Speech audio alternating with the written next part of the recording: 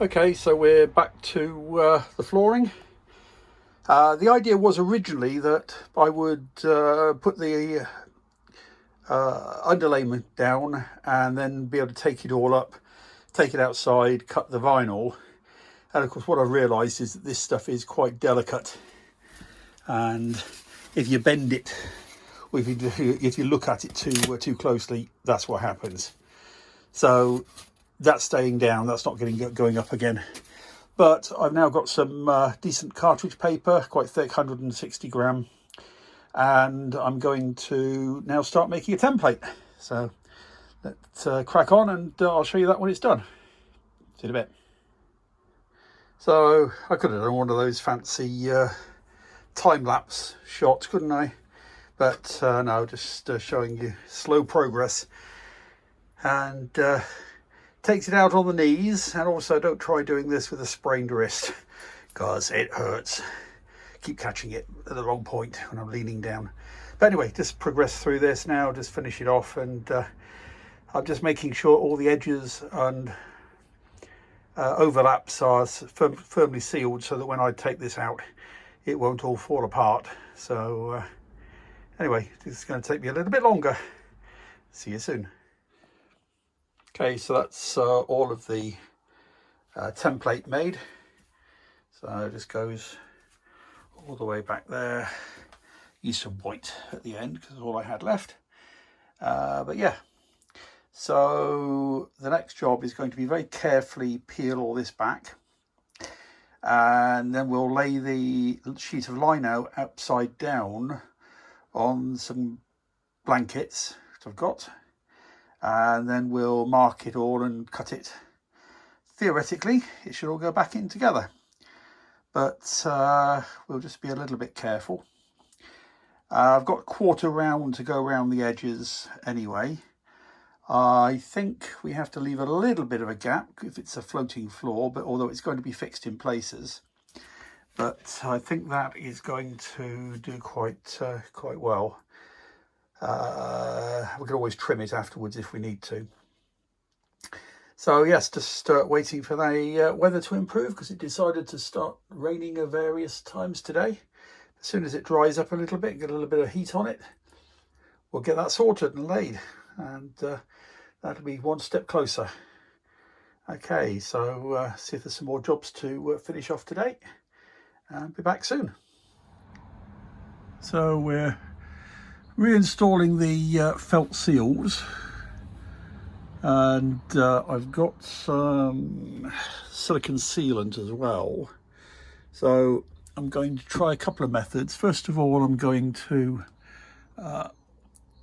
get the seal in place dry, which is just really a case of folding it over, trying to get the angle there so you can see.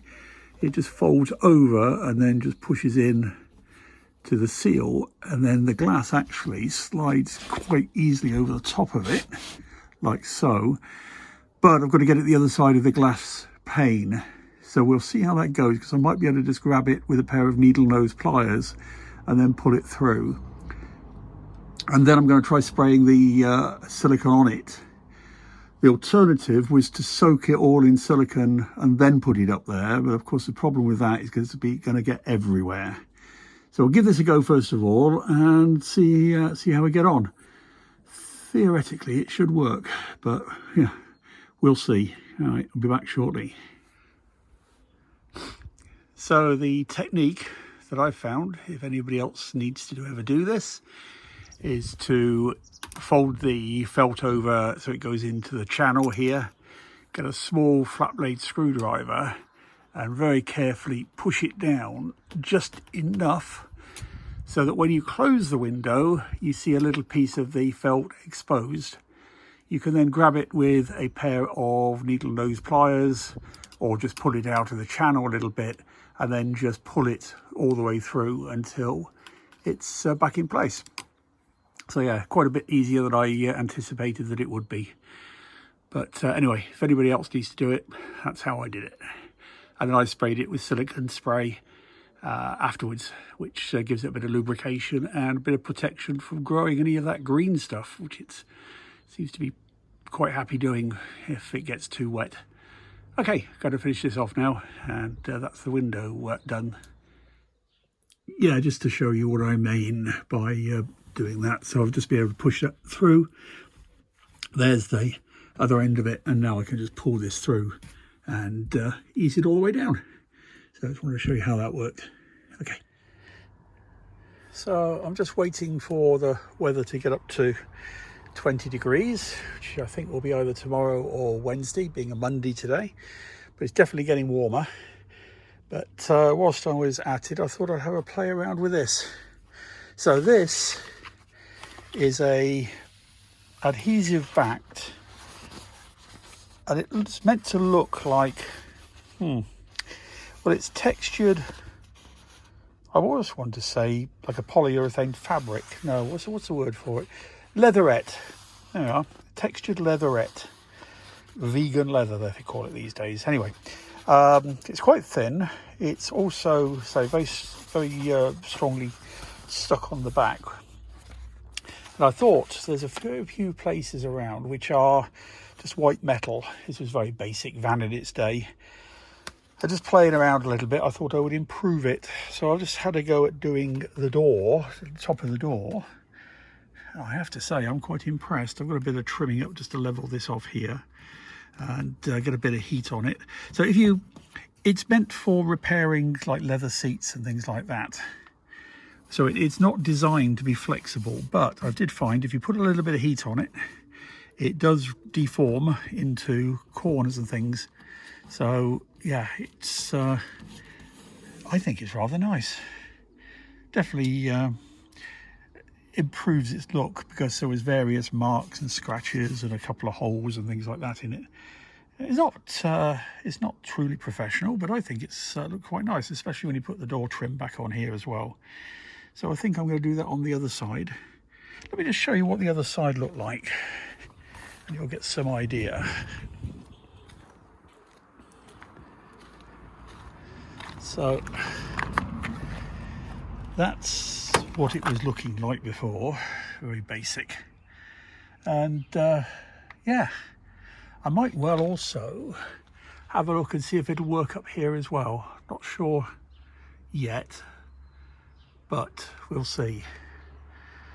All right, let's crack on, do a bit more, see what it looks like when I'm finished.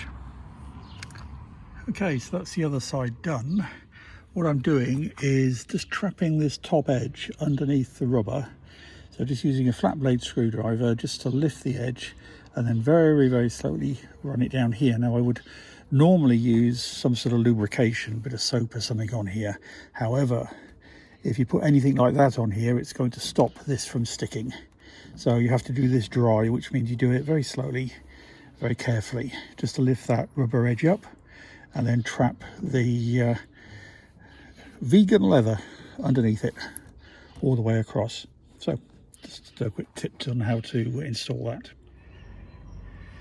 So today is part 2, the vinyl floor day.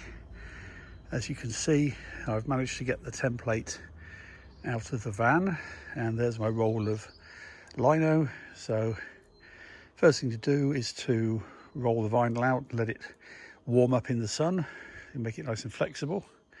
And then I'll have it face down, and then the template on top of it the right way round. So we'll make sure this is going to be cut the right way. You can only do it once. So let me just get this out of its wrapping, and we'll see how we get on. Yeah, this is going to be a challenge.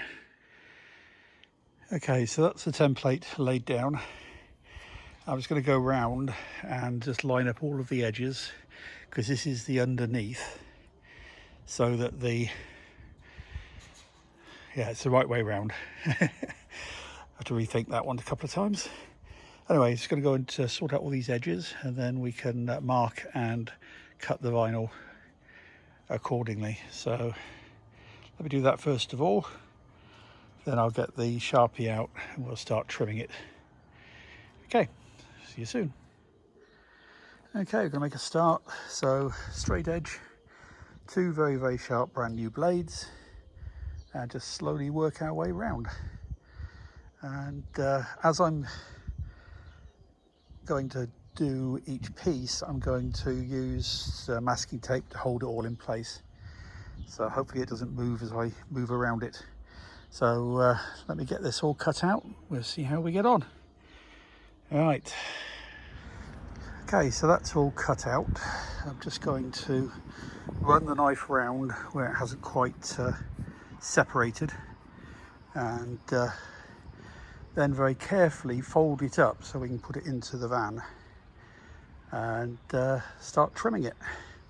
All right, let's see what that's going to look like when it's all rolled over. Right, so that's it all cut out. Just going to leave it to dry a little bit, sorry, to warm up a little bit before I attempt to lay it in. Now, from memory, got to be really careful with these sharp corners because they can end up splitting and breaking. So I'm going to be a little bit careful there, which is why I want it to warm up, and then I can fold it all up and start to excuse me, start to lay it down.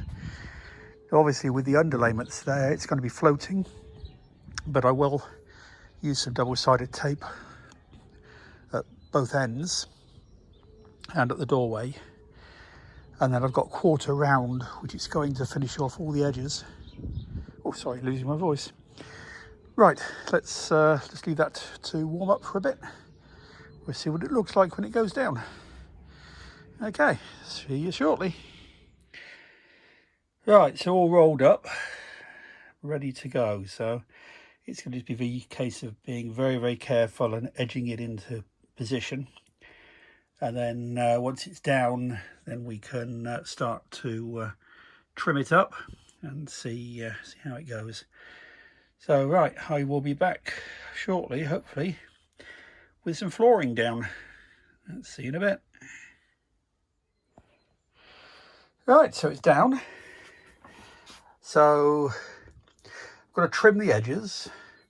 Got to put some tape down, to double-sided tape to hold the ends in place, and then I've got some quarter round to finish it off, just that top end there just to trim. But I think for now I'm going to leave it there because I do need to go and get the quarter round. So I really like that. Yeah, I don't know, it's an acquired taste. We're a bit boho what we're trying to do with it. But yeah, I like that. What a clean-up. Okay, so I shall leave it at that, and then I shall catch you all in part 3 when we just finish it all off. So I hope you've enjoyed it. Don't know whether I've done it all the right way, but I think it's good enough for what I need. Anyway, I will catch you all on the next one. Okay, and you'll see it all trimmed up. All right, bye for now.